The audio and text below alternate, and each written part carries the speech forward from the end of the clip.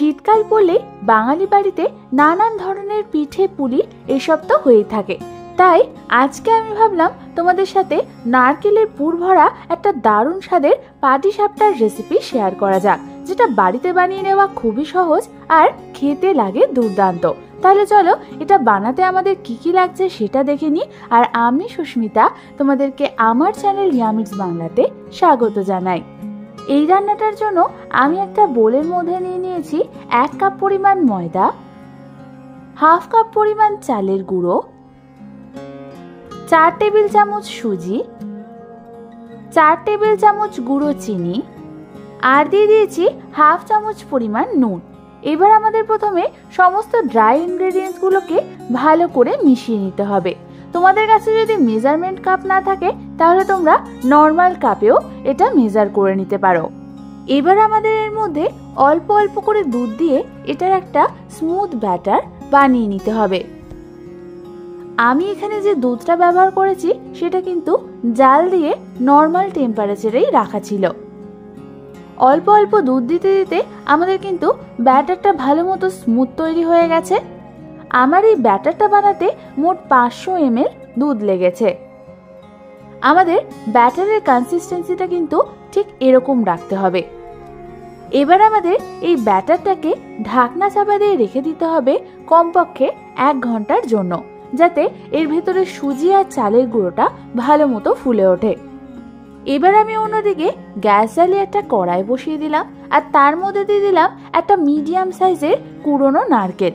তারপর ওর মধ্যে আমি দিয়ে দেবো প্রায় 1 কাপ পরিমাণ হাতের সাহায্যে ভেঙে নেওয়া খেজুরের পাটালি গুড়। গুড়টা দেওয়ার পর আমাদের মিডিয়াম ফ্লেমে এটাকে ভালো মতো নাড়াচাড়া করে নিতে হবে। ভালো মতো মিডিয়াম ফ্লেমে প্রায় 3 থেকে 4 মিনিট ধরে নাড়াচাড়া করার পর তোমরা দেখো গুড়টা ভালো মতো নারকেলের সাথে গলে মিশে গেছে।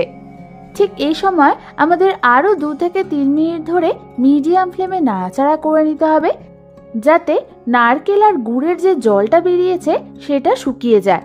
2 থেকে 3 মিনিট পর যখন হালকা একটু আঠালো ভাব চলে আসবে তখনই আমাদের এটাকে নামিয়ে দিতে হবে। নারকেল নাড়ু বানানোর সময় যে পাক দিয়ে আমরা অতটা পাক এখানে দিতে হবে না।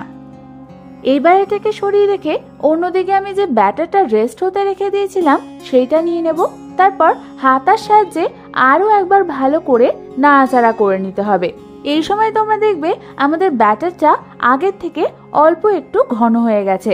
এটাই হলো ব্যাটারের পারফেক্ট কনসিস্টেন্সি, না খুব পাতলা আর না খুব ঘন। এবার আমি অন্যদিকে গ্যাস জ্বালিয়ে একটা ফ্রাইং প্যান বসিয়ে দিলাম আর তার মধ্যে অল্প করে ঘি ব্রাশ করে দিলাম।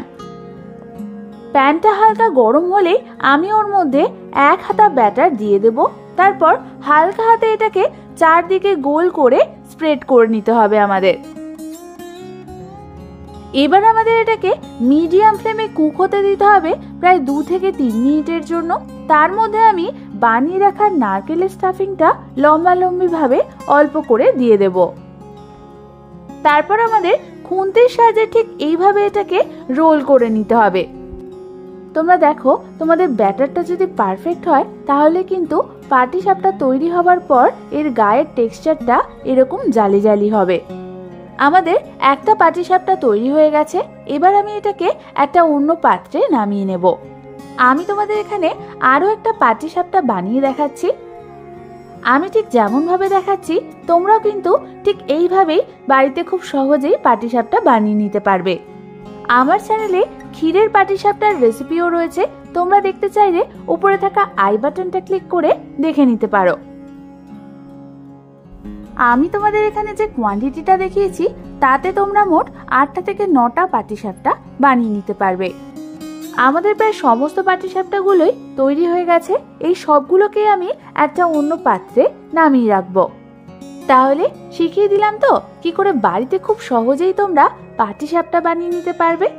এই পাটিসাপটাটা তোমরা শুধু শুধুই খেতে পারো, তাছাড়া নলেন গুড়ের সাথেও দারুণ লাগে খেতে।